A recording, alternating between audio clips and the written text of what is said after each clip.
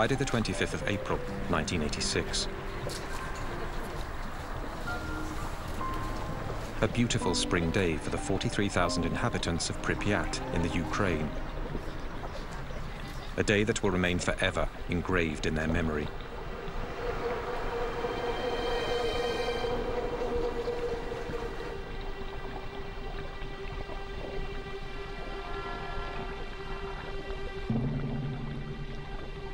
Three kilometers from the city, the Vladimir Ilyich Lenin nuclear power plant, where several thousand people go to work each day.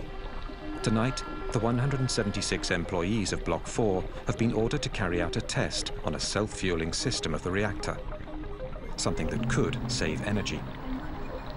At 1:23 a.m., the security systems are deactivated and the experiment begins.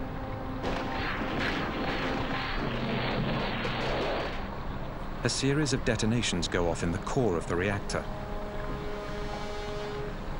While Pripyat sleeps peacefully, the floor of the plant begins to tremble.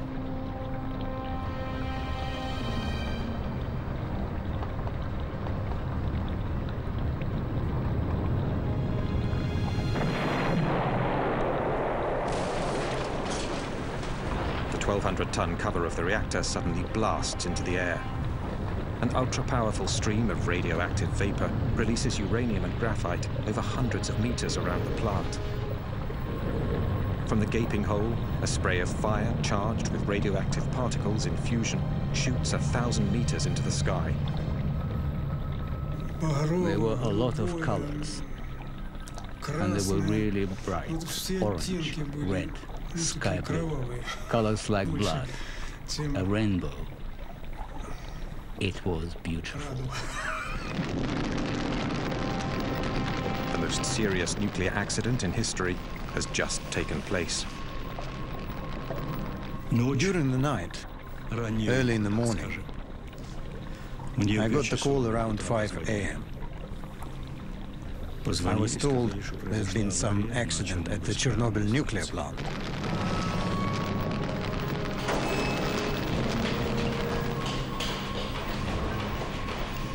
The first firemen on the scene battle the fire without the adequate protective gear. They pour tons of water on this strange fire, but nothing seems capable of putting it out. They are all exposed to lethal doses of radiation. 2 men die that night. 28 more will follow in the next few months. They are the first victims of Chernobyl. Nobody was prepared for such a crisis. For the next 7 months, 500,000 men will wage hand-to-hand combat with an invisible enemy. A ruthless battle that has gone unsung, which claimed thousands of unnamed and now almost forgotten heroes. Yet, it is thanks to these men that the worst was avoided. A second explosion, 10 times more powerful than Hiroshima, which would have wiped out half of Europe. This was kept secret for 20 years by the Soviets and the West alike. Many of these images have never been seen before. They were taken by journalists who were also exposed to nuclear contamination, some of whom later died. Those images tell the story of a hidden war, whose consequences continue 20 years later to worsen the toll of the disaster. This is the true story of the Battle of Chernobyl.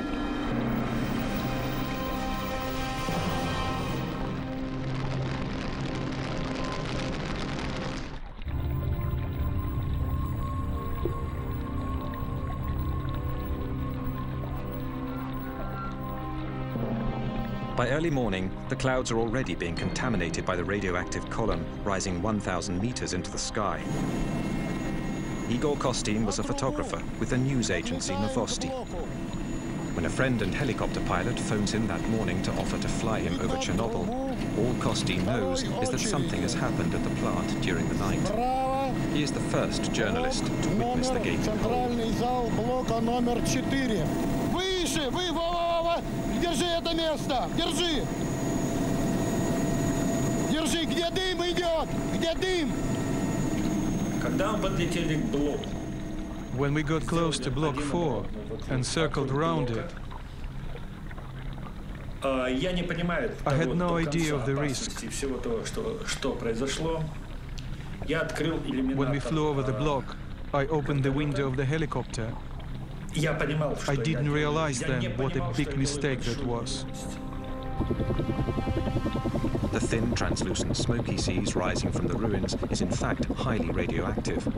Costin is one of the few Chernobyl reporters on the scene in the early hours of the accident to have survived serious exposure to radiation. When I opened the window, I couldn't hear a thing. The ruins of the reactor were below me. I felt like I was floating in space, like in a tomb, a real dead silence. I couldn't even hear the helicopter anymore. Nothing. A black hole, a tomb and deathly silence.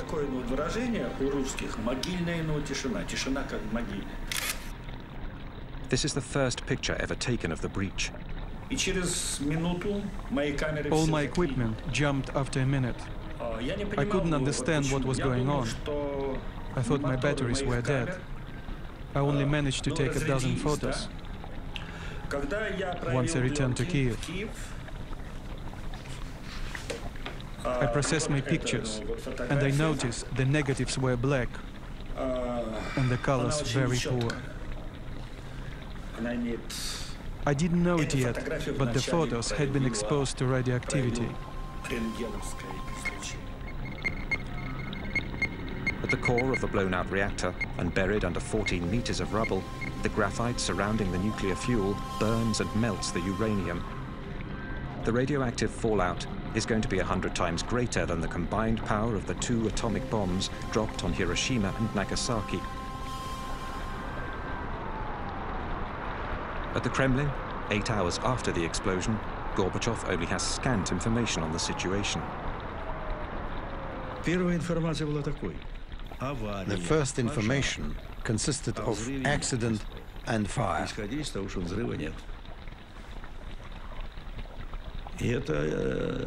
Not a word about an explosion. At first I was told there hadn't been an explosion. The consequences of such false information were particularly dramatic.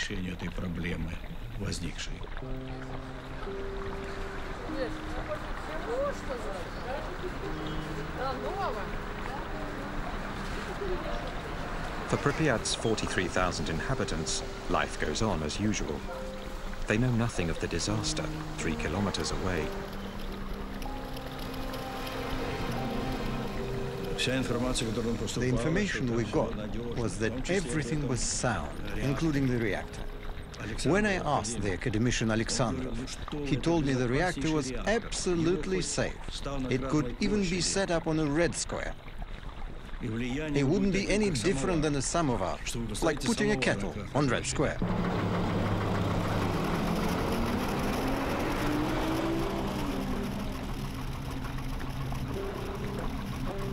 There are rumors in the town of a fire at the plant and deaths in the night, but no official information has been released. The white flashes on these images are the results of radioactivity on the film.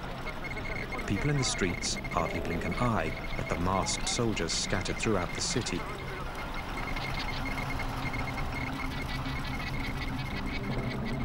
Colonel Grebenyuk led the troops in charge of controlling the situation. There was a metallic taste in our mouths, an acidity. They say radiation has no taste. It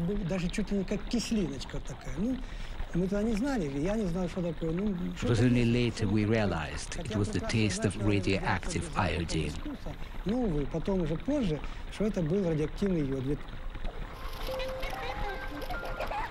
While children are still out playing in the squares, Colonel Grebenyuk's men spend the day taking the first readings of radioactivity in the city. In those days, radioactivity was measured in units called rongens. Normal atmospheric level is about 12 millionths of a rongen. In Pripyat, by early afternoon, readings are already over 200 thousandths of a rongen. In other words, 15,000 times higher than usual. By the evening, the level has shot up to 600,000 times above normal.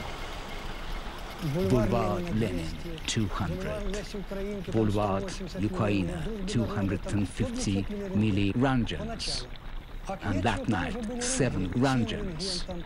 My subordinates were starting to wonder if the machines were working properly, or was someone lying to us. We did not know that the reactor was still burning and radiation was still spreading. This map is sealed in plastic because it's still radioactive.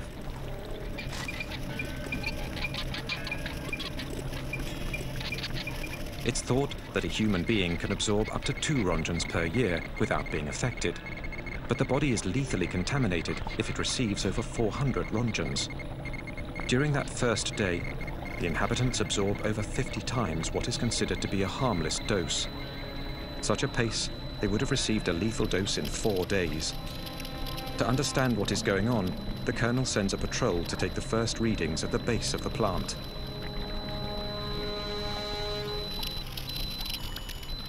Their first readings were recorded on this map, 2080 roentgens.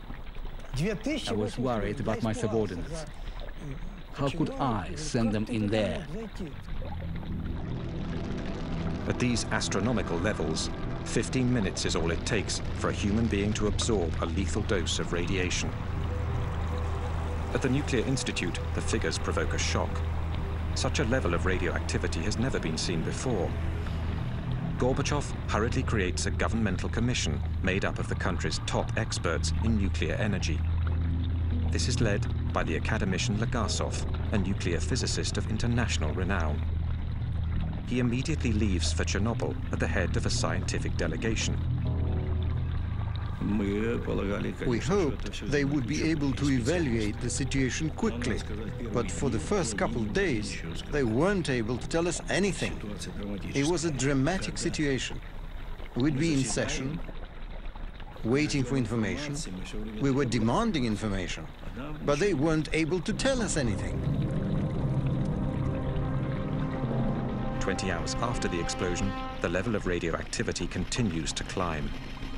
By now, windows and doors should be sealed and iodine tablets swallowed to counteract the effects of radioactivity. Yet no such orders have been given.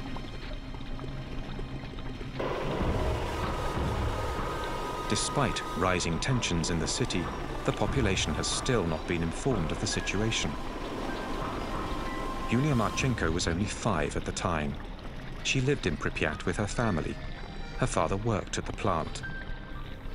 My parents took me to the daycare center, like usual. Everything was absolutely normal. My father already knew there'd been an accident, but no precautions had been taken yet.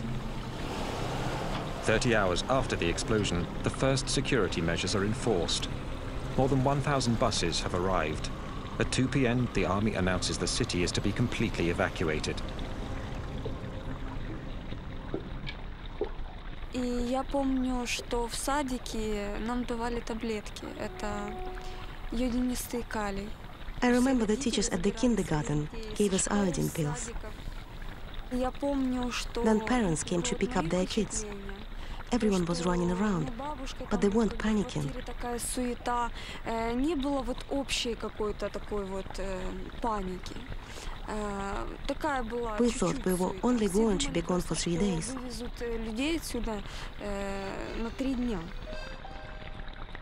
To avoid any panic, the authorities conceal the seriousness of the situation.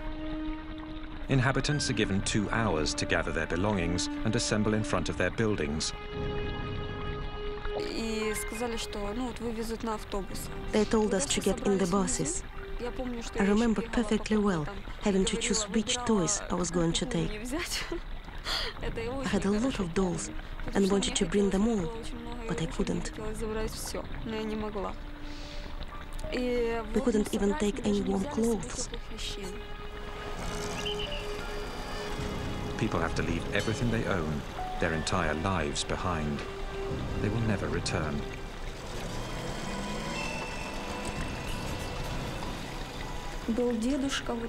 One old man didn't want to go.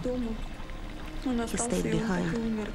They found his body a few weeks later.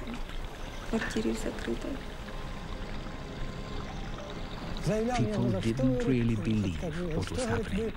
They thought they were being lied to. They remembered the German occupation and said that in 1941 there were bombs that fell. But now there was nothing. The elderly people didn't believe in an invisible enemy. And there was no time to explain. My soldiers and I were simply carrying out orders.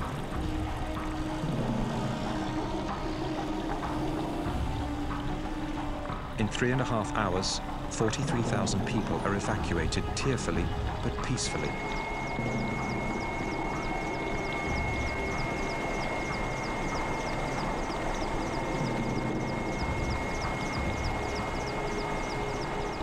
Buses carry Europe's first atomic refugees. They have been exposed to doses of radiation that may alter the composition of their blood and engender fatal cancers. Ну как я нахожу, что, по-моему, скоро его отмоют. Скоро люди здесь будут жить. Ну еще что вам сказать? Город должен жить. Красивый город. Вот я сейчас смотрю напротив стадиона. Здесь должны дети играть. Ну, без риска везде, по-моему, нигде нельзя.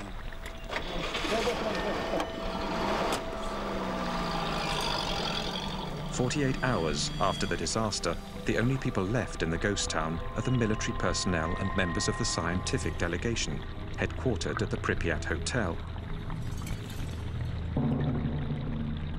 As if unaware of the danger, they eat, sleep, and work right on the premises. These were upstanding people, specialists. I couldn't believe they would do something irresponsible or suicidal. No, it meant they'd underestimated the situation. The old criteria were no good anymore. There have been nuclear accidents before, in our country as well as in the US, but that information had been kept secret. There'd never been an accident of this scope. They even thought the reactor would be back in service by May or June. Meanwhile, clouds filled with radioactive particles are being blown north by the wind. Between the 26th and the 27th of April, they drift over 1,000 kilometers above Russia, then over Belarus and the Baltics. On the 28th, they hit Sweden, where the rise of radioactivity is detected near one of their nuclear power plants. Soon after, television news alerts the population. Radioactive dust from Chernobyl rains down on Stockholm. The authorities send a squadron of fighter planes to take readings in the clouds.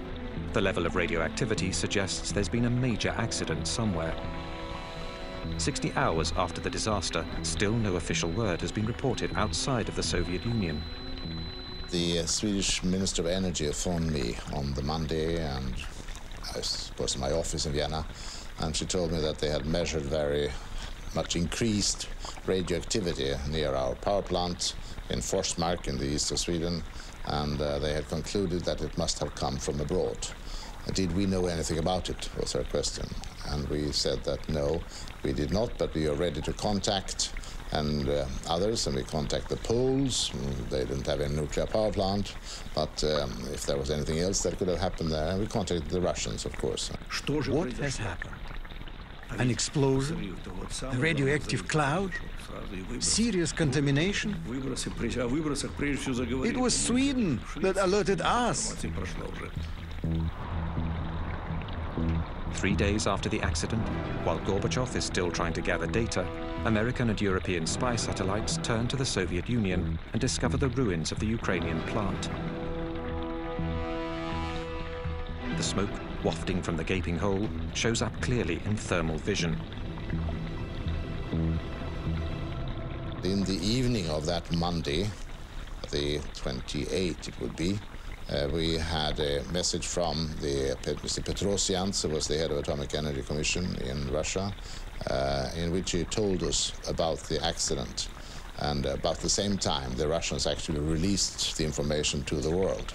Obviously, over at the Politburo, we immediately decided it was essential that all facts be reported to us from then on. So I called on the KGB. I told them to follow everything that was happening over there and to report the conversations the scientists were having. I told them to report all of that information back, to me, personally. It has taken over 48 hours to get accurate information about the disaster. 2 days during which the 43,000 inhabitants of Pripyat are exposed to contamination. The crisis continues to grow. At the bottom of the destroyed reactor, 1,200 tons of white-hot magma continue to burn at over 3,000 degrees, sending liters of radioactive gas and dust into the atmosphere. The whole of Europe is at the mercy of the winds.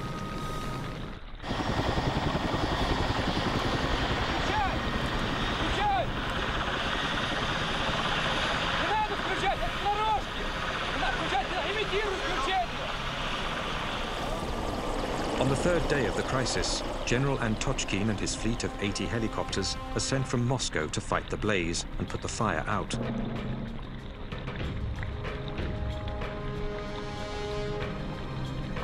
When he arrives, the general flies 200 meters above the blown-out reactor. Because of the fire, the temperature at that height was between 120 to 180 degrees Celsius. Our dosimeter, the instrument for measuring radiation, only went up to 500 Röntgens. The needle was going crazy. It was completely off the scale. I think there were at least 1,000 Röntgens at a height of 200 meters. Even at that altitude, a half-hour of exposure could be lethal. The strong current of radioactive hot air streaming up from the reactor makes it impossible to get closer.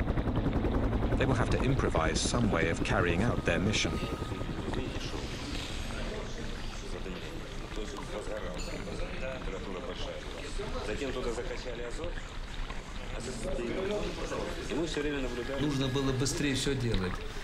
Something needed to be done as quickly as possible. Put out the fire and seal up the reactor to be able to get close enough to do other work. It also needed to be closed up to stop the radioactive dust from spreading. It was getting blown off by the wind. We really needed to act fast. A gigantic ballet begins. Top pilots have been rushed back from the Afghan front to fly helicopters carrying soldiers who will toss 80-kilo sandbags into the blaze with their bare hands. They hope to smother the fire by filling the reactor with tons of sand and boric acid, which neutralizes radiation. The first day, 110 sorties. The next, 300. The radiation level above the reactor is over 3,500 Röntgens, almost 9 times the lethal dose. Some of the pilots make up to 33 flights in a single day. Each time they went, they received 5 or 6 Röntgens. If they were slow, it was even more. After throwing 6, 7, 8 bags, they were drenched in sweat from the heat. After a few missions, my soldiers would go wash up and eat. After a while, they'd start throwing up.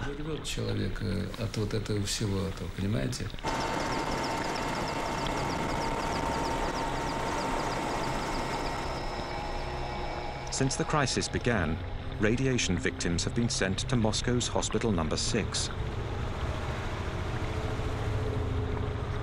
It has the country's only service, which specializes in acute radiation sickness and illnesses linked to massive doses of radiation exposure.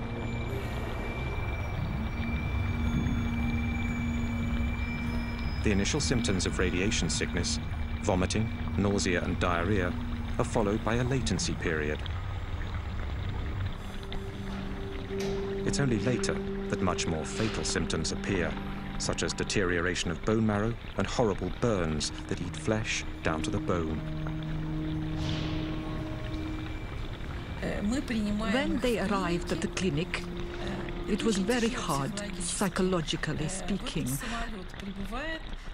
They came straight from the airport. Almost all of them were young. They arrived during the latency period. They felt fine. They were all dressed alike, wearing the same pajamas. They were making jokes. But we already knew that a lot of them were going to die. 27 of them died quite quickly.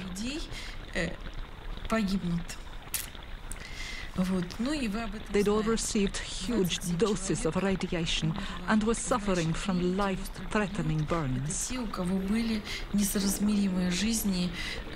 Большие дозы облучения, и особенно большинство из этих людей имели несовместимую с жизнью ожоги радиационные. For 15 years, only the first victims will be acknowledged by the authorities.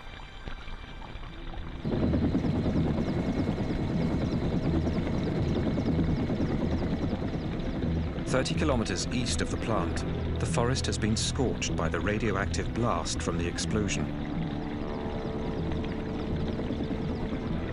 But the disaster area already stretches well beyond. Since the explosion, radioactive particles carried by the clouds have been falling with the rain. A leopard spot pattern of contamination has affected the Ukraine as well as Belarus and Russia. On the 1st of May, the wind shifts, and areas of Kiev are also contaminated. As seen from this map, drawn up from the readings taken by Colonel Grebenyuk's men. The seriously contaminated areas appear in red, surrounded by areas where the radiation level was normal. But the population is still kept in the dark. There is only one report, a tiny article on the bottom of page 3 of the Pravda, playing down the accident and claiming the danger has passed. The roof was caving in, and there we were, acting as if nothing was happening. By going ahead with the May Day festivities, it was like the country refused to acknowledge the situation. That was the second phase in the huge Chernobyl disaster. 6 days after the accident, despite radiation levels several thousand times higher than normal, authorities encourage people to participate in May Day celebrations, even in areas they know to be seriously contaminated. I watched the May Day 1986 festivities with my own eyes. I was there and I witnessed it. The parade of death. It was a parade of death. Those were terrible deaths.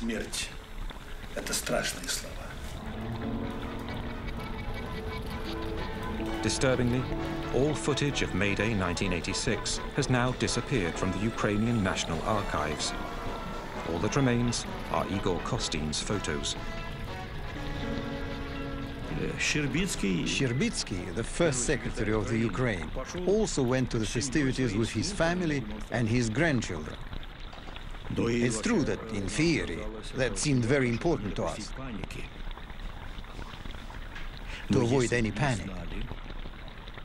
But had we known how much radioactivity was already in the air? How many were contaminated during the festivities? Not a single study has yet been published. Cherbinsky, first secretary of the Ukrainian Communist Party, later committed suicide.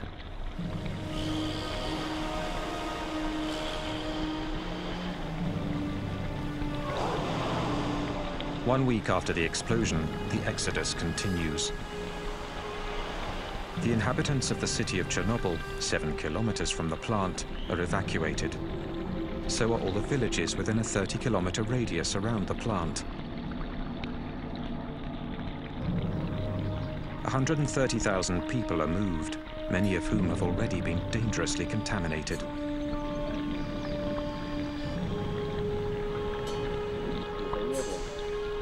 A 300,000-hectare area straddling the Ukraine and Belarus is abruptly evacuated and isolated from the rest of the world.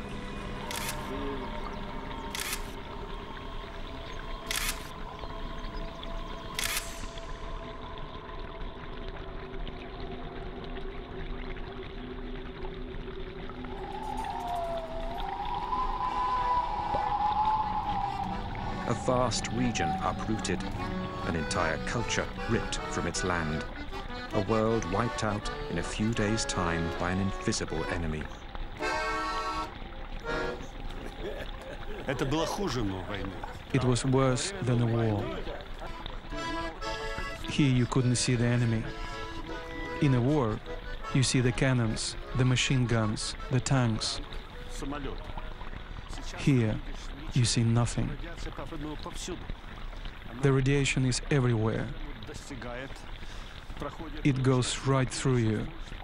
It gets into you, and you only start feeling the effects later, sometimes years later.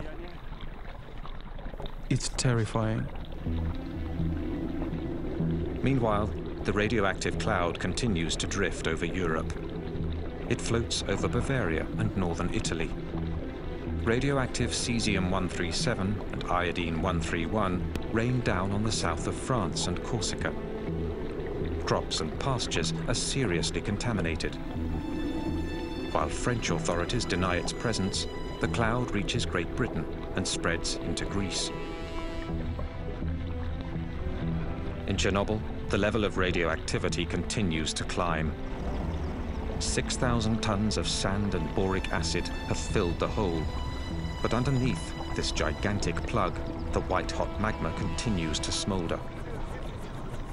10 days after the disaster, Gorbachev personally invites Hans Blix, director of the powerful International Atomic Energy Agency, to visit the site. He is the first expert and the first Westerner to visit Chernobyl.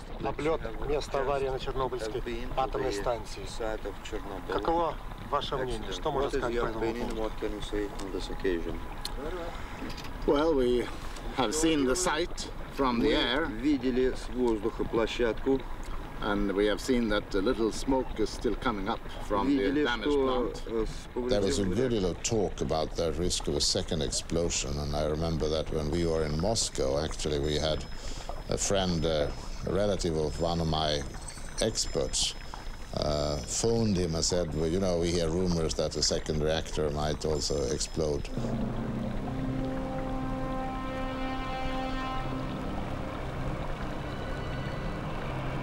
At the bottom of the reactor, 195 tons of nuclear fuel are still burning, giving off incredible heat that is gradually melting the sand.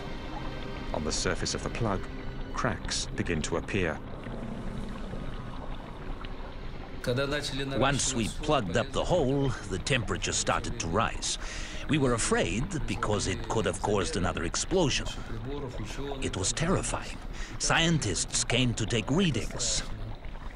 They were very worried. They were afraid the critical temperature would be reached and it would set off a second explosion. That would have been a terrible tragedy. The cement slab below the reactor core is heating up and in danger of cracking. The magma is threatening to seep through. The water the firemen poured during the first hours of the disaster has pooled below the slab. If the radioactive magma makes contact with the water, it could set off a second explosion even more devastating than the first. The country's top experts are called into action. Vasily Nestorenko was one of them. At the time, he was working on improving the Soviet Union's intercontinental nuclear missiles. If the heat managed to crack the cement slab, only 1,400 kilograms of uranium and graphite mixture would have needed to hit the water to set off a new explosion. The ensuing chain reaction could set off an explosion comparable to a gigantic atomic bomb. Our experts studied the possibility and concluded that the explosion would have had a force of 3 to 5 megatons. Minsk, which is 320 kilometers from Chernobyl, would have been razed and Europe rendered uninhabitable. We had to stop the process. If it continued, it would have been an enormous disaster. An enormous nuclear disaster.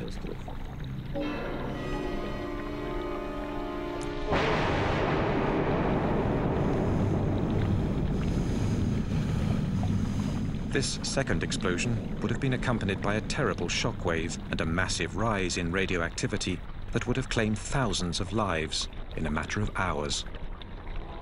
Thank God it didn't happen. There were trains with over 1,000 cars in Minsk, Gomel and Kiev, ready to evacuate the population. The situation is critical. In Moscow, the State Commission decrees 2 emergency measures. First, send in a battalion of firemen to drain the water from under the reactor. They will later be declared national heroes, but will suffer from radiation sickness the rest of their lives. Second, seal the breach more effectively to bring the temperature down once and for all. In 2 days, General Antochkin's men will drop 2,400 tons of lead into the reactor. When we started dumping lead in, the temperature went down right away. It absorbed well and sealed the hole as it melted, so there was less radiation. But some of this lead melts when it hits the blaze and vaporizes into the atmosphere. 20 years later, traces of it can be found in the sick children of Chernobyl. It's highly criticized today, but given the situation, there was no better solution. And all the people, military or civilians, officers or not, worked selflessly. I participated in this first stage, and I can tell you, it had to be done. It was heroism. During this operation, 600 pilots are fatally contaminated with radiation. All of them will die. But their efforts only buy a few days. Although it has been covered over, the fire still isn't out. Flying over in helicopters isn't solving the problem. They need to get closer, go down into the breach. But how? With the imminent threat of a second explosion still looming, the makeshift measures continue. The blueprints of the plant reveal that the active zone can be approached through the cable and pipe tunnels built out of thick cement. A delegation of technicians from the Kirchhoff Institute venture into the labyrinth. It's tough going.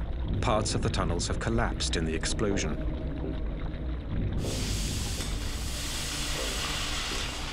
They pierce through the shell of the 4th reactor with a blowtorch and stick their radioactivity detectors and thermometers in, along with cameras. The result is terrifying. The radiation levels are astronomical, and their worst fears are confirmed. The white-hot magma has cracked the cement slab and seeped into the empty basin. It is now threatening to sink even further. There was a 5 to 10% risk of explosion. We drained the water from under the reactor, but something absolutely had to be done. Something had to be put underneath the reactor to keep the magma from seeping down. Something had to keep it from falling in. Nothing is stopping the magma from seeping even deeper into the sandy subsoil. And beneath the reactor lies a huge stretch aquifer that supplies the entire country with water.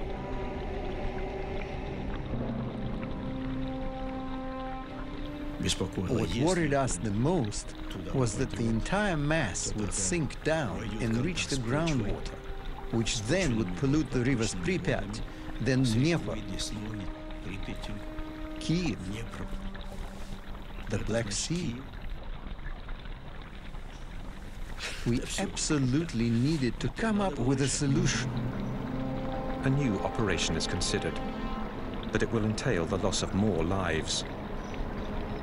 On the 12th of May, 1986, 17 days after the initial explosion, the miners of Tula, 1,000 kilometers from Chernobyl, receive a visit from the Kremlin, from the Deputy Minister of the Mining Industry.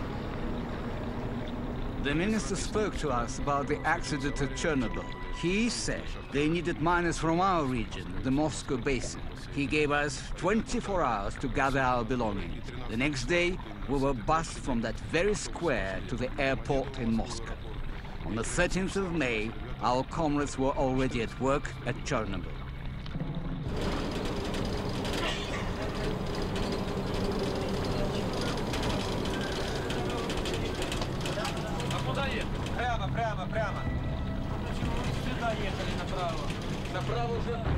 Their mission?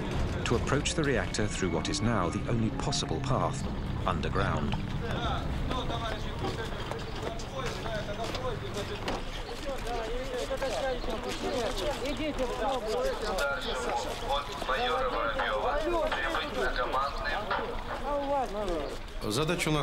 Our mission was this: dig a 150-meter tunnel from the third block to the fourth, a tunnel 30 meters long. Then dig a room 30 meters long and 30 meters wide to hold a refrigeration device for cooling down the reactor.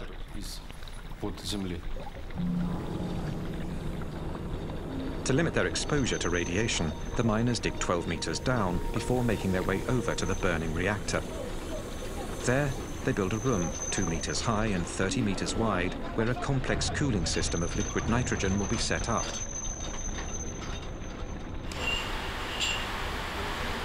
Тебе говорили, что нужен вентиляционный рукав. Ты меня слышишь?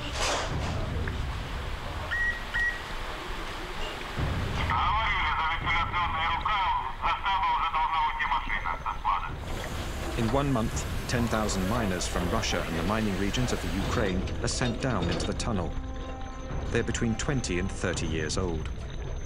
Inside the tunnel, which has no ventilation, the temperature hits 50 degrees Celsius, and radioactivity is at a minimum of 1 rontgen per hour. We worked without any protective gear. The miners couldn't use masks because the filters would get damp after a few minutes. So everyone just took them off and kept on working without them, with our shirts off too. We drank water out of open bottles, which was really bad because the radioactive particles were ingested right into our body. One of our comrades swallowed a grain of sand that was highly radioactive. He died. How can we know what each of us breathed or ingested? The hardest thing was the lack of oxygen and the incredible heat. It was hot, hot, hot.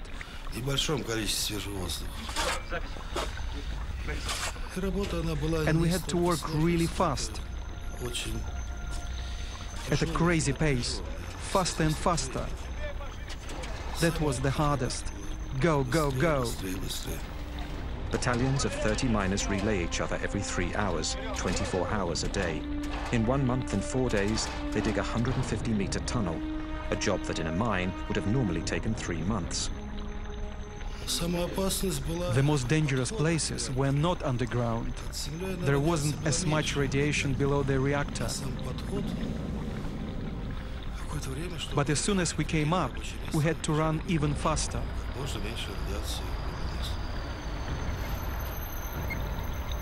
Radioactivity at the mouth of the tunnel is 300 times higher. Not a single miner is spared from exposure. Not once are they informed of the real dangers they are facing.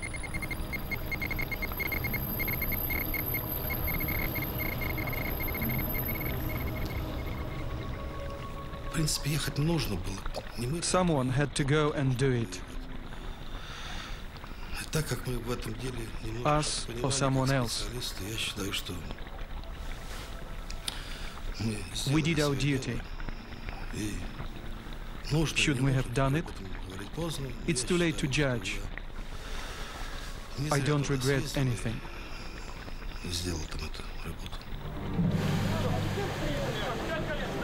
The miners accomplish their mission, but the cooling system is never set up below the reactor. The underground room is finally filled with cement to solidify the structure. The official position is that each miner received 30 to 60 rontgens, but survivors claim they received up to 5 times that amount. It is estimated that a fourth of these men died before the age of 40. 2,500 lives lost that don't appear in any official statistic. While the miners are still digging below the reactor, Hans Blix, with Soviet authorities, organizes a press conference in Moscow. Let me say that on behalf of the IAEA, we have expressed profound regret at the tragic accident, the loss of lives, and the damage which has been caused. We have now agreed with the Soviet authorities to come to Vienna for a post-accident analysis. In front of 500 journalists from all over the world, he announces an international conference that will be held in Vienna, where the Soviets have agreed to share all their data on the disaster. To analyze the accident.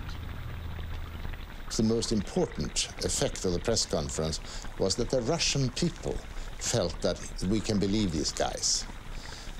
They were used to having a government that they didn't believe one word in, and accidents and disasters were usually suppressed. They didn't inform about them. So what they'd heard about this was just kept them worried that it might be even worse. It was bad enough, to be sure. But they felt that, yes, these guys we trust. So this was a victory for glasnost. The Soviets agreed to cooperate fully with the West, an historic change that begins an era of openness which became known as glasnost, a political victory for Gorbachev, who sorely needs it. Because in Chernobyl, although the fire is now being kept in check, the breach and tons of highly radioactive rubble lie exposed to the elements. It is of the utmost urgency to cover the broken structure and clean up the zone. But for that, more men will be needed, many more men.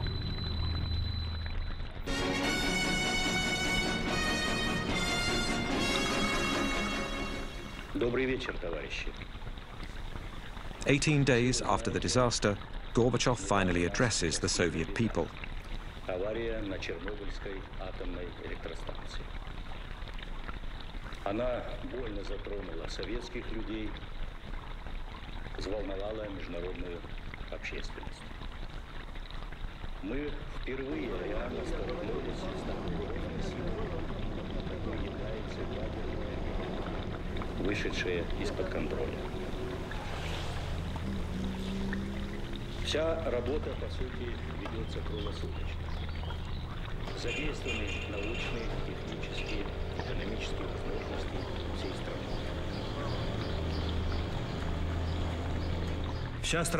The entire country was mobilized. No bureaucratic formalities. If someone had what we needed, we took it. No formalities. We'd worry about the cost later. We took whatever we needed. It was a frontline situation. General Nikolai Tarakhanov is sent to command the land troops. In 1 year, 100,000 soldiers and officers passed through Chernobyl. They were all reservists. They were summoned up by top administration in their cities and sent to the front. Military personnel or civilians, officers or simple soldiers, all of them are liquidators, a term invented for the Battle of Chernobyl. Their mission? Clean up, liquidate the radioactivity.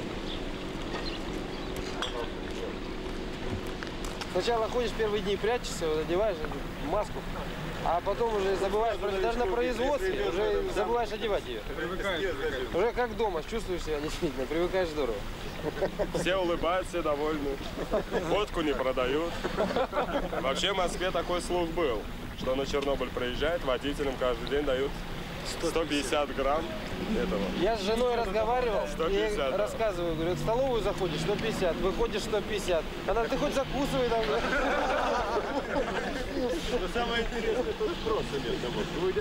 Igor Kostin was one of 5 war reporters authorized by the Kremlin to cover the battle.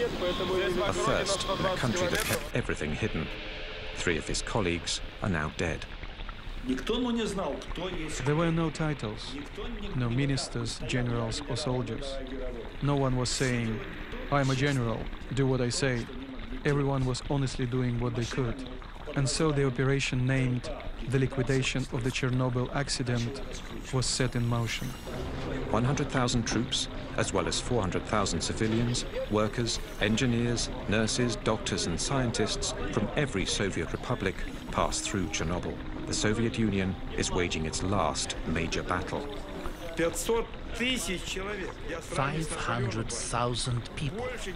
The troops in Chernobyl were bigger than Napoleon's, but our army got contaminated. From the sky, helicopters drop tons of a sticky liquid dubbed Berber, a mixture that coagulates and plasters the radioactive dust to the ground.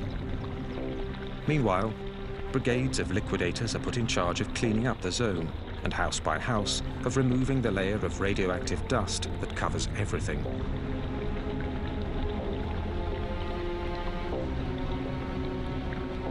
Создавались специальные бригады охотников. Special hunting squads were formed. They patrolled the countryside and forest with rifles, killing cats and dogs.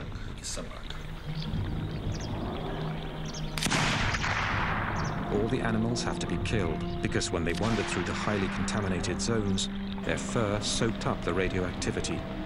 They could contaminate the liquidators.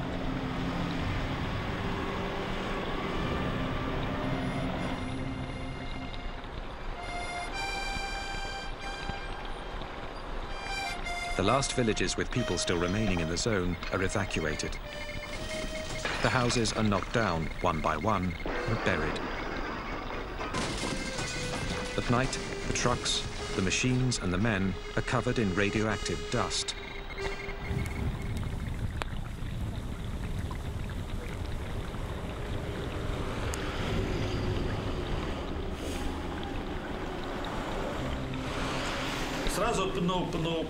We would wash 5 or 6 times in the shower.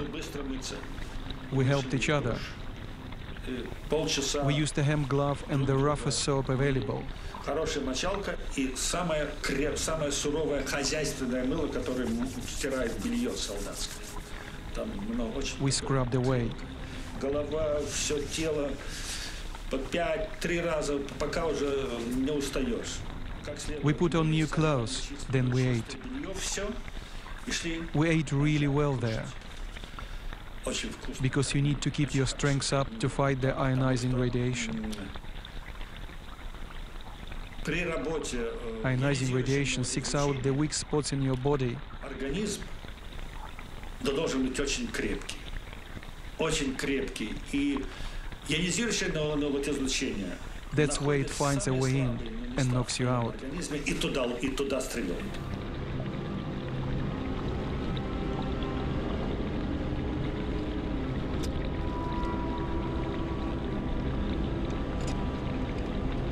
Around the plant, a colossal operation is set in motion. It goes on 7 days a week without a single day off. 300,000 cubic meters of contaminated earth are bulldozed into huge ditches and covered over with cement.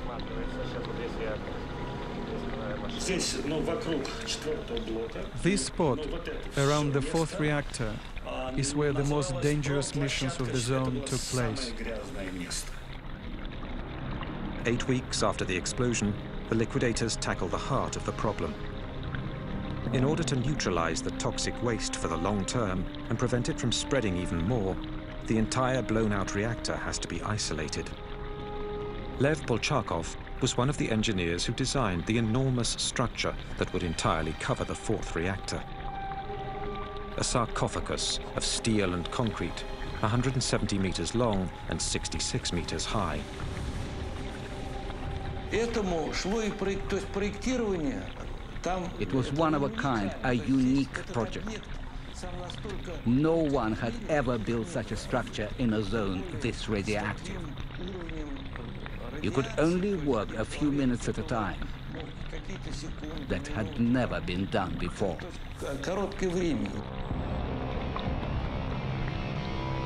It is an enormous challenge. How do you build a monumental structure in a place where humans can work for only a few minutes, or even just seconds at a time? This utterly new situation will require more improvisation from the liquidators and put more lives at risk.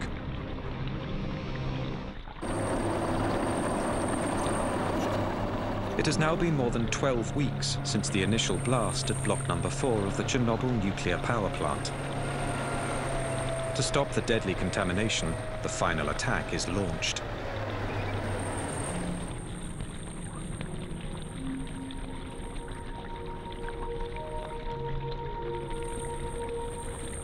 Radioactivity in this sector is so high that only remote-controlled machines can be sent in.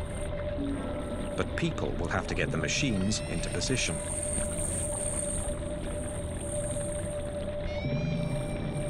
Workers can only stay a few minutes without receiving a fatal dose of radiation.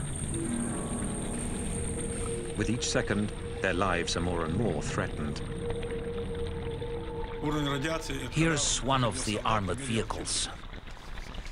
It looks primitive, but we had to build them ourselves. We lined the cabs entirely with lead to protect our soldiers from the radiation as best we could.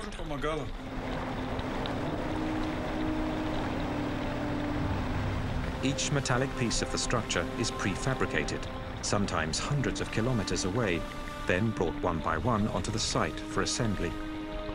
An extraordinary jigsaw puzzle. Beams 150 tons and 70 meters long. Buttresses 45 meters high. That's the DMAC 4000.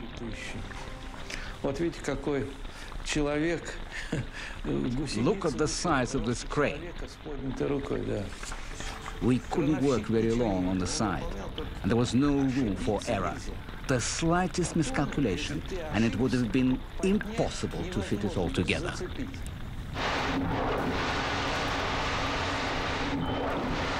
Despite the extreme conditions, work progresses. 100,000 cubic meters of cement are used to make the structure. But the discovery of a new problem forces the work to a halt. The roof of the plant is covered in highly contaminated pieces of graphite.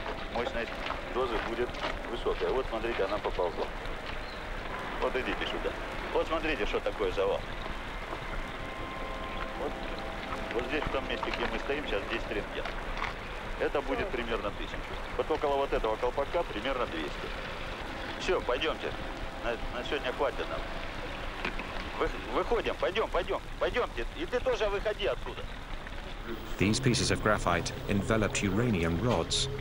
They've been blown from the reactor during the explosion. One single piece gives off enough radioactivity to kill a man in less than 1 hour.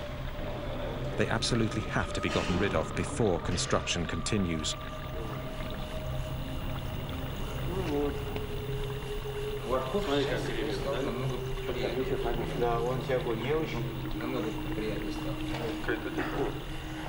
Там очень большие уровни радиоактивного излучения, и поэтому туда подойти крайне тяжело. Ну и зачем туда пускать людей, когда тут может техника стоять? Robots are sent onto the roof to shove the lethal debris over the edge. 60 meters below, other robots gather it up and bury it in ditches. But after a few days, the ambient radioactivity begins to affect even the machines. Their electronic circuitry can't hold up. They go berserk and break down. One of them hurtles itself into the breach. Как вы собираетесь его разворачивать? Он же поперек висит.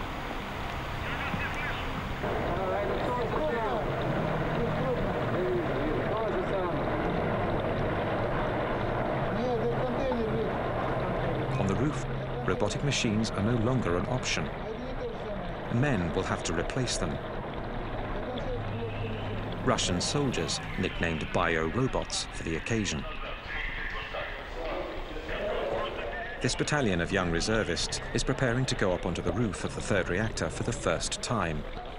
They're between 20 and 30 years old, all of them reservists called to the front for the most dangerous and deadly battle of Chernobyl. No human has ever worked in zones as radioactive as this. General Nikolai Tarakanov is in command of the operation and personally oversees every detail. down to the hand-sewn lead suits that every soldier is forced to make the night before the attack.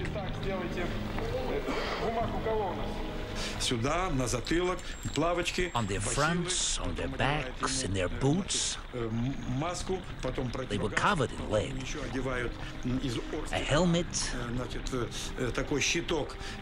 a mask to protect against beta rays,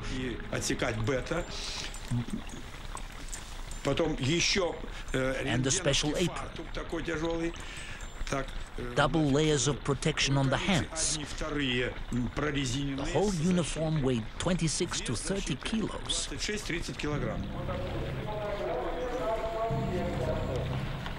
Хорошо, первый вопрос решили. Так, медицинское свидетельство не все прошли? Все прошли. Нет, подождите, это ответ, значит, не по существу. Анализ крови, правильно? Значит, я себе, товарищи, говорю, мы проводили 2 дня назад эксперимент с научным центром. Офицеры ходили туда вместе со мной. Понятно? Значит, страшного, конечно, ничего там нет. Это ясно. Сегодня состоялось решение и правительственное. Они тоже идут туда же? Obviously, some people didn't want to go, but they had to. They were reservists. They had to go. For me, there was no question. I had to go do my duty. Who was going to do it for me? Who was going to clean up this disaster and stop the spread of radioactivity all over the world? Somebody had to do it.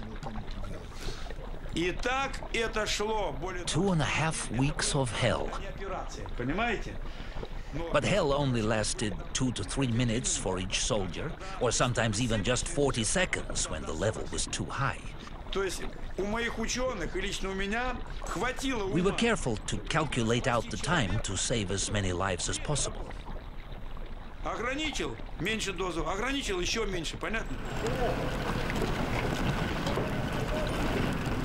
When the siren blows, a crew of 8 soldiers rushes up onto the roof, along with an officer. Their mission is simple: shovel up the radioactive debris as quickly as possible and throw it off the roof.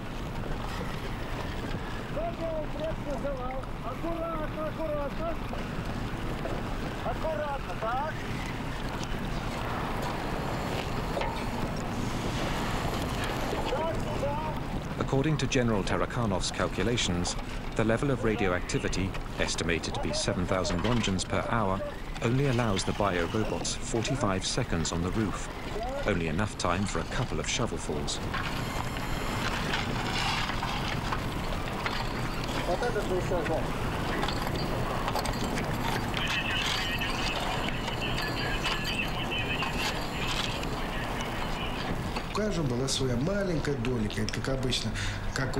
We were like ants. Just as some were finishing their task, others would immediately take their place.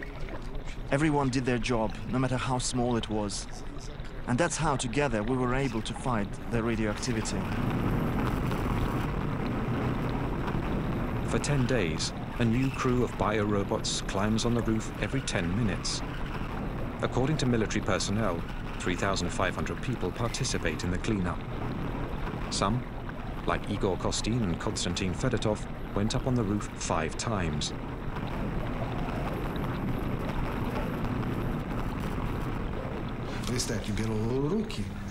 We picked up pieces that were 1,500 rongens. After a day of work, our hands would ache, and we could not make a fist.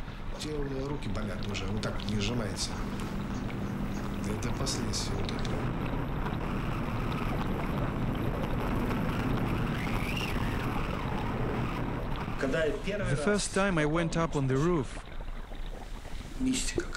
I was struck by the mystical feeling there.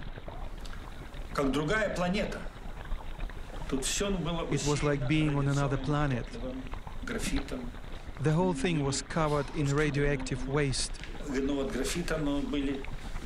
My hands were shaking. I didn't know what world I was in, and I started snapping photos.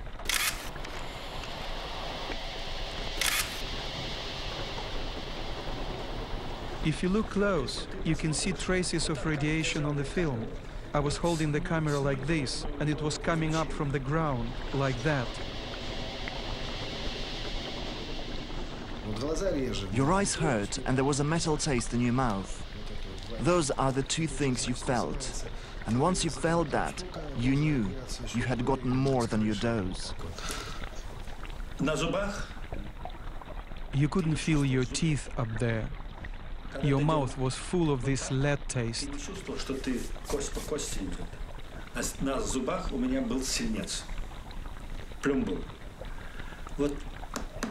You went like this, but you couldn't hear anything. Everything was covered in lead. Even today, 20 years later, I can still taste the lead in my mouth.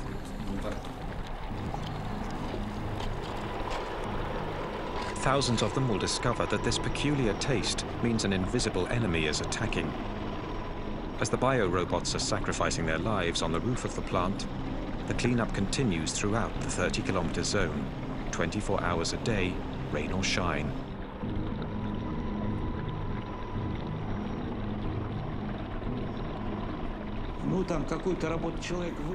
Where normally it would take one man 1 hour to do a job, here in Chernobyl it took 60 people.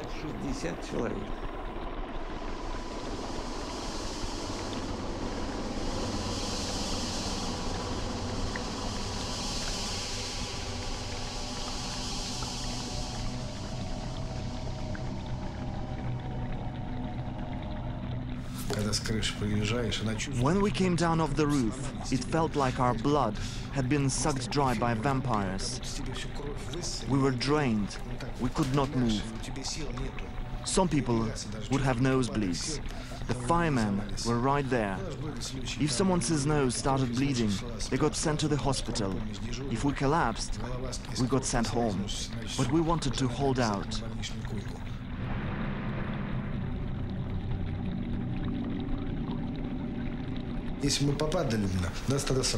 But at that time we were young and strong. Our health is shot. We've lost everything.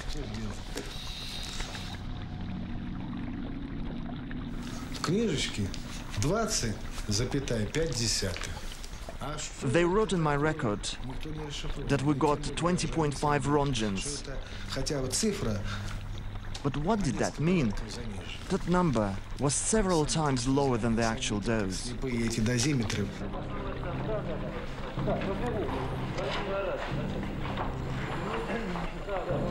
Позвольте мне от оперативной группы Министерства обороны СССР вручить вам почетный грамоту.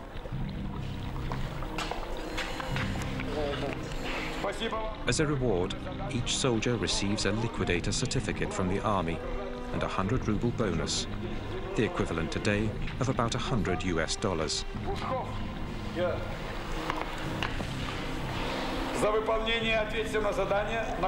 They have risked their lives, but they've only reduced the radiation level on the roof by 35%.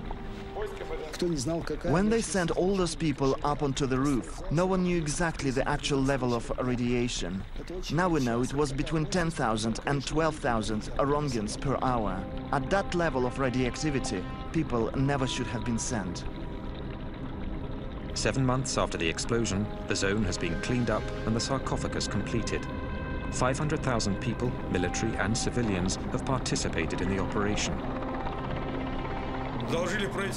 I told the commission that for having confronted such levels of radioactivity, having cleaned up all that graphite and having accomplished such heroic tasks, our soldiers needed something symbolic, like putting up our flag.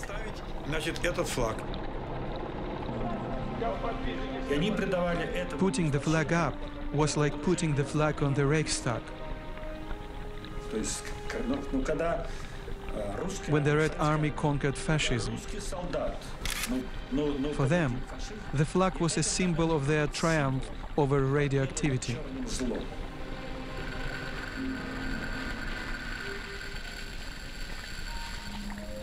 Each team of liquidators celebrates the end of the operation in their own way. Bocharov and his men etch their names onto the final metal piece to go up on top of the sarcophagus.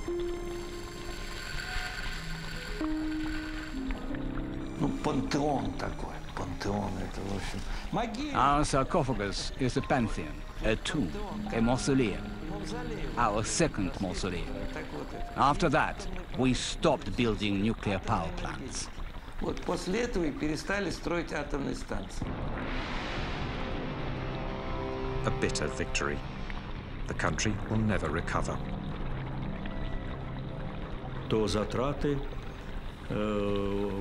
It cost us 18 billion rubles. At that time, a ruble was worth $1. 18 billion. That's huge.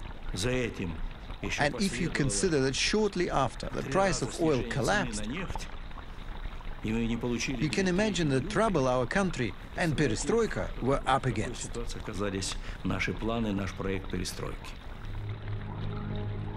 The first snow has started to stick on Chernobyl. For the authorities, this proves the sarcophagus is airtight, at least for 30 years, or so they predict. The liquidators have gone home. Reactors 1, 2, and 3 are back up and running. The first battle of Chernobyl has ended in a victory that heralded the end of the USSR. But for many, it also marks the beginning of a war that 20 years later still hasn't ended. 20 years later, Pripyat is still a ghost town. Accompanied by Igor Kostin, Yulia wanted to see the apartment where she lived with her family up until the fateful day of their evacuation.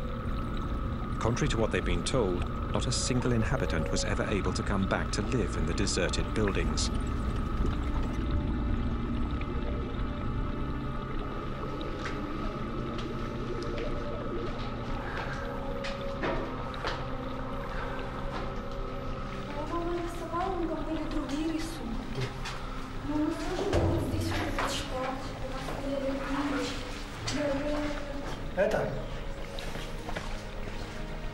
Потрогай стену, раз ты пришла к себе домой.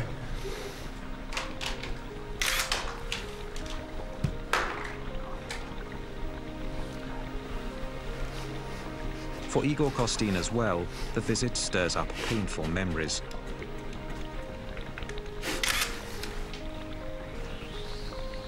He was fatally exposed to radiation during the 7 months he spent covering the battle. Since then, he's had to be hospitalized for over 2 months each year. Новую энергию в завтрашний день. Родина, как никто был больше, дает энергию человеку. Это твоя родина, твоя земля сейчас впитала всю мощность, что только может быть.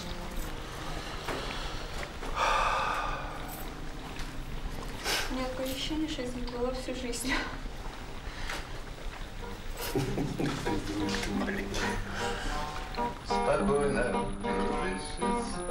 For the hundreds of thousands of atomic refugees, as for the hundreds of thousands of veterans from the Battle of Chernobyl, the fight against their invisible enemy hasn't let up. Everyone who went to Chernobyl is still suffering from the radioactivity their bodies absorbed. In the months following the accident, the liquidators flooded into hospitals all over the Soviet Union. 20 years later, those who are still alive continue to frequent Hospital Number 6. They're all victims of what specialists have since named the Chernobyl syndrome.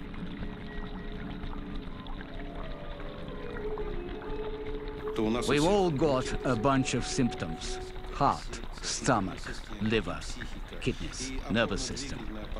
Our whole bodies were radically upset by the metabolic changes caused by radiation and chemical exposure. When the liquidators went back home, they were exhausted, incapable of going back to normal life. 20 years later, many of those who survived are disabled and unable to work. And the authorities appear to be ignoring their plight by cutting down their welfare money. The veterans of the war in Afghanistan are still alive, while we are slowly wasting away. I have written a poem about this.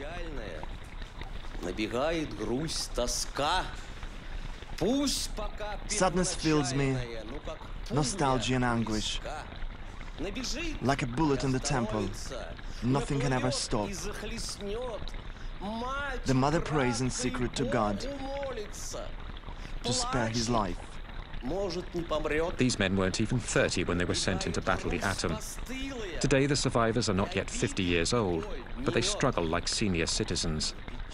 According to the military, of the 500,000 Chernobyl liquidators, 20,000 have already died. 200,000 are officially disabled. You don't know how long you have to live, or what disease is going to kill you. You don't know what effects it will have on your children, if you have any. We know all that, and we know the invisible enemy is eating away inside of us like a worm. For us, the war continues, and little by little, we're slipping away from this world. Yet for 2 decades, only 59 deaths have been officially attributed to the Chernobyl disaster. Not a single study has been carried out of the 130,000 refugees from the zone. Not a single statistic on the state of the 500,000 liquidators. No figures on the population that continues to live around Chernobyl and in the contaminated areas. The real amount of radiation these people were exposed to has never been revealed to them. 6-0, да? Це вже підвищується. Вчора була 5 і 7, а сьогодні вже 6-0. Степені підвищується однаково може бути. Да? Плюс-мінус. Плюс-мінус. Це не таке страшне. Слухайте, до скількох страшне? До скількох? Ну, кажіть правду. До скількох страшне? До скількох? До 20. A deputy of the Supreme Soviet discovered the systematic cover-up of the true consequences of Chernobyl when the Soviet Empire dissolved in 1991. Taking advantage of the anarchy in the country, she managed to get her hands on a copy of top-secret documents. 600 pages of a report to the Central Committee, written while the Battle of Chernobyl was still raging. When I read these documents, I discovered everything happened differently. I realized just how huge a lie the party leaders told. A decree number 12 stated that on the 12th of May 1986, 10,198 people had already been hospitalized. 345 showed signs of radio lesions. Yet at the same time, they were telling us everything was fine, that it was nothing serious, and I realized the scope of the lies. According to Allah, another passage reveals that authorities had arbitrarily changed the standards, multiplying by 5 what was considered the acceptable dose of radiation for the human body. When they raised the standard, suddenly people were miraculously cured. They were released from the hospital and sent home. It was criminal. The tendency to manipulate the numbers was not unique to the Soviets.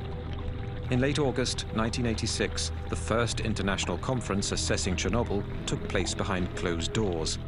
It was presided over by Hans Blix. No journalists or outside observers were admitted into the amphitheater. The Russian delegation was led by Legasov, the man who'd been in charge of the governmental commission during the Battle of Chernobyl. When we put him in charge of preparing the report for the IAEA, we gave him the duty of reporting everything. He came up with a very detailed report that put everybody in a state of shock. Legasov spoke for 3 hours. His report concluded that in the decades to come, about 40,000 deaths from cancer caused by Chernobyl were to be expected. The Western world refused flat out to accept this estimate, which spurred a genuine East-West negotiation. These are theoretical calculations based upon the Hiroshima model, that you say that if you have a certain radioactivity, you know from Hiroshima that the long-term effect was so and so many would die from it. And if you then increase it by tenfold, you assume that it will be tenfold. Well, that's the calculation. This is not, I think, an exact, it's not empiric. There again, the figures were surprisingly flexible. By the end of the conference, people were no longer talking about 40,000, but rather of 4,000 probable deaths.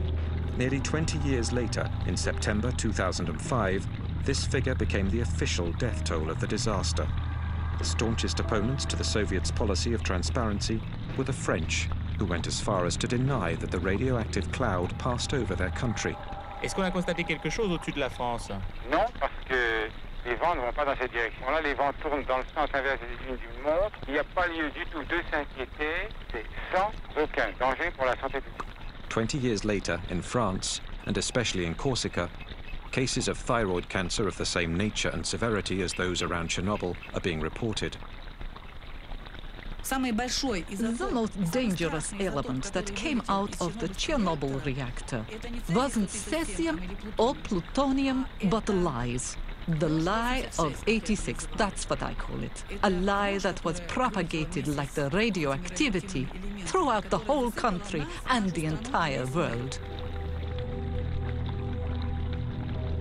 On the 27th of April 1988, the second anniversary of the disaster, Legasov, who'd worked so hard to unveil the entire truth, decided to put an end to his life.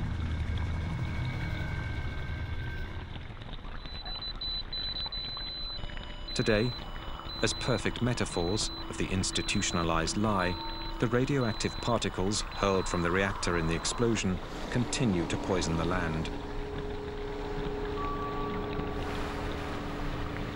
20 years after the disaster, the area of Chernobyl remains uninhabitable.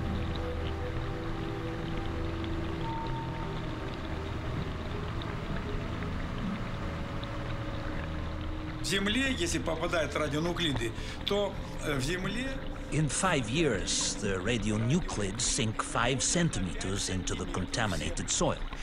So, 20 years later, they're 20 centimeters under the ground. They continue to contaminate all the plants. To clean it up, we'd need to remove 20 centimeters of soil and seal it underground in burial sites. And that's too big of a job to do. It's impossible.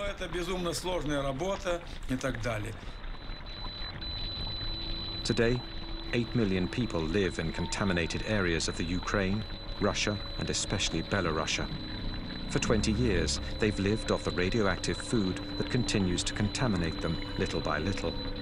This issue, raised in 1986 by the Soviet delegation at the Vienna conference, has been systematically ignored. And yet, 1,152 children were treated for thyroid cancer between 1986 and 2002 at a specialized center in Minsk. How many in other cities? No global statistics have yet been made public. One doctor, Yuri Bandayevsky, has been studying illnesses among the populations in the contaminated areas ever since the disaster. When his findings were published in 1996, they were immediately condemned. Arrested and officially sentenced for corruption, he spent the next 5 years in jail. In November 2005, he was still under house arrest. Look what happened when the mother was contaminated with cesium during pregnancy. In one single family. Look how many deformations, hair lip, missing eyes, deformed skulls. These embryos come from hamsters that were fed only contaminated grass from the region of Gomel. The result? Entire litters of deformed animals. I was horrified by how many deformed embryos developed in animals that had eaten cesium-contaminated food. I obtained a horrible number of deformations in 2 weeks. Usually, when you encounter a monster, you describe it. You're certainly familiar with Peter the Great's Kunstkamera Museum in St. Petersburg. Quite frankly, I myself could create as many monsters as I wanted. Грубо говоря. There's been no official study of genetic mutations stemming from Chernobyl. Yet despite the thousands of miscarriages and abortions that took place following the disaster, there seems to be hundreds of children who suffer the effects of radiation. The deformations we see among these children are similar to those of Bandayevsky's hamsters. In Belarusia, 300,000 children are currently suffering the consequences of contamination. NGOs like the International Green Cross, founded by Gorbachev after he was sidelined from the government in 1991, have opened treatment and support centers for victims of Chernobyl. They also organize therapeutic camps, aiming to teach the new generations in contaminated areas how to live with radioactivity. Like here, testing the contamination of their food. How many years is this going to go on? 800 years? 800 years. Until the second Jesus Christ is born. Until his return? Yes. Chernobyl played an important role for us all. And of course, we must keep searching and not skimp on means. We must strengthen international cooperation and create international scientific centers to find new sources of energy which are safer. That's the essential issue. I wouldn't wish for anyone, not my friends or my enemies, to experience such a tragedy. No one deserves to live through what we did in Chernobyl. We're all human beings, and no one deserves that.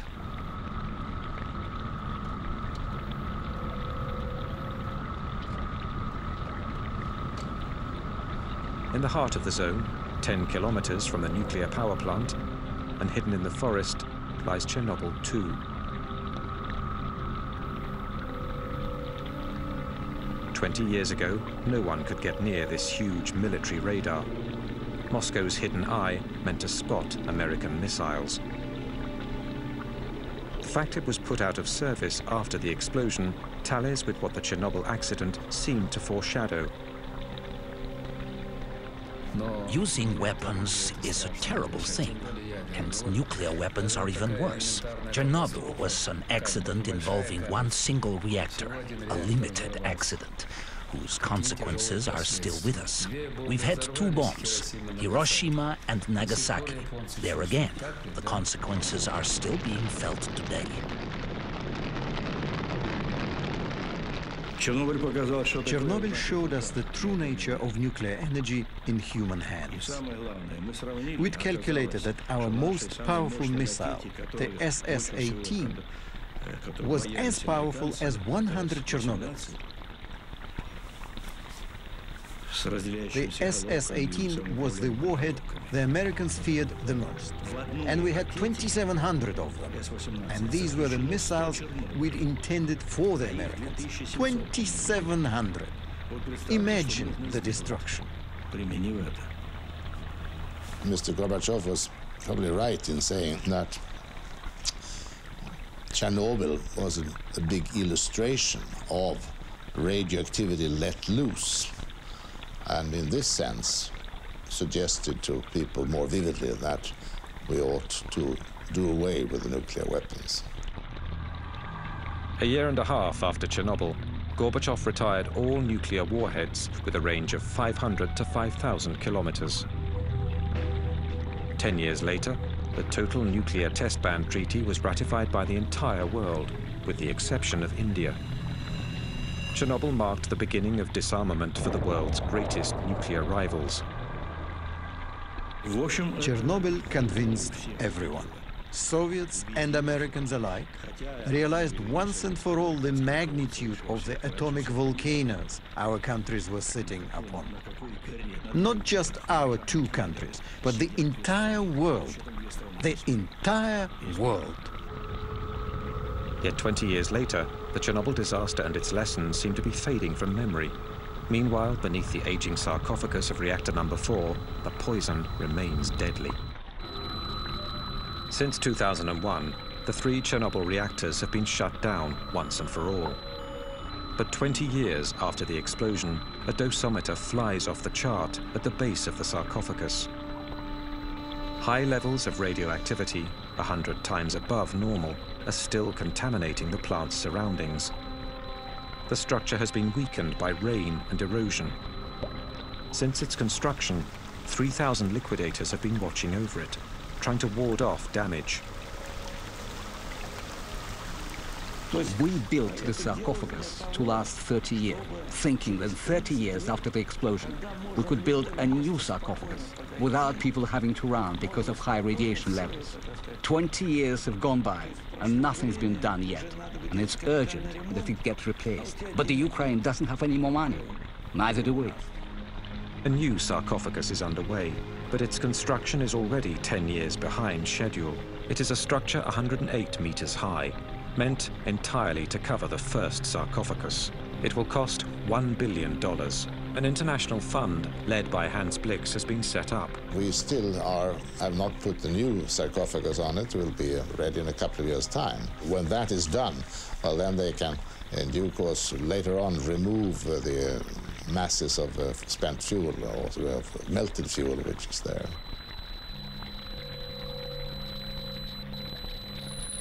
20 years after the explosion, the cooled magma at the reactor's core, 14 meters underground, is still a terrible threat, and will remain so for years to come.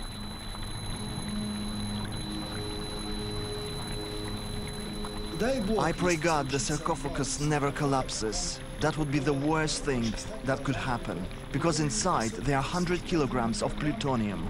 1 microgram is a lethal dose for a human being. That means there is enough plutonium to poison 100 million people.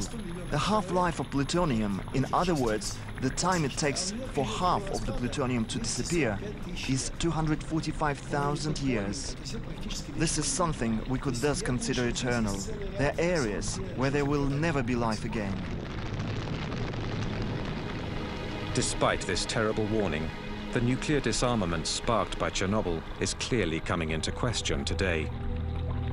If nuclear development for civilian uses is being put forward as a solution to the problems of fossil fuels and global warming, this landscape reminds us that such an option is not without consequences. It requires the greatest caution and clear information on the real risks it presents. Chernobyl also reminds us that if we must live with radioactivity and its unavoidable dangers, we also need to spare future generations from any risk of nuclear apocalypse.